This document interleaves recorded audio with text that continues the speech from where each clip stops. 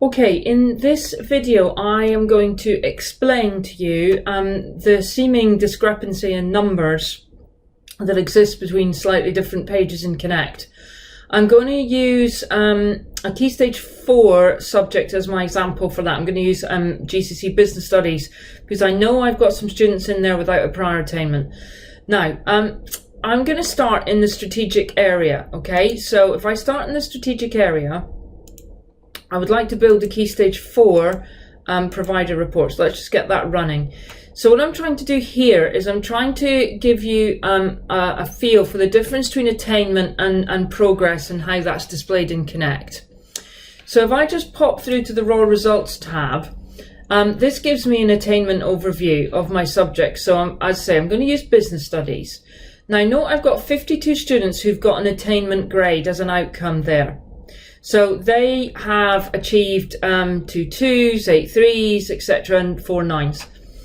The cumulative percentages here are obviously using 52 as the total number of students, and then cumulatively adding that up so that you've got 9 to 1, 9 to 7.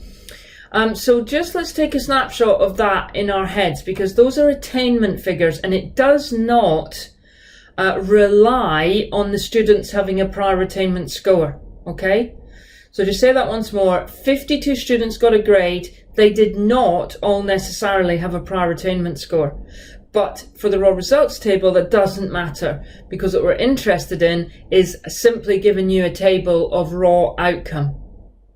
Now I've taken a snapshot of that which we can use in a moment. Let's now jump through to the subject analysis page. And we're going to use the same subject, so we're going to use business studies. So let me just pop on Key Stage 4 there. There we are there. Now note immediately there are 49 students down there, not 52.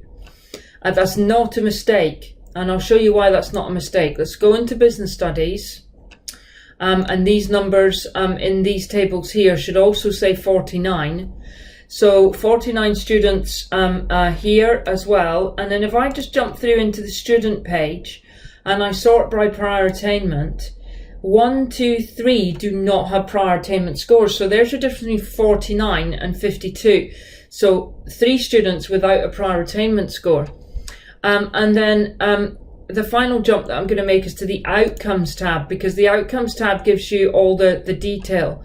So the outcomes tab is showing you how that progress value added score is being calculated. And you will note then that 49 are in a band and 49 have prior attainment scores. In the table that shows you the actual outcomes, there are only 49 students. And if I then just bring up, so that was our original on the subject overview page, the results tab. So you can see that the numbers are slightly different there.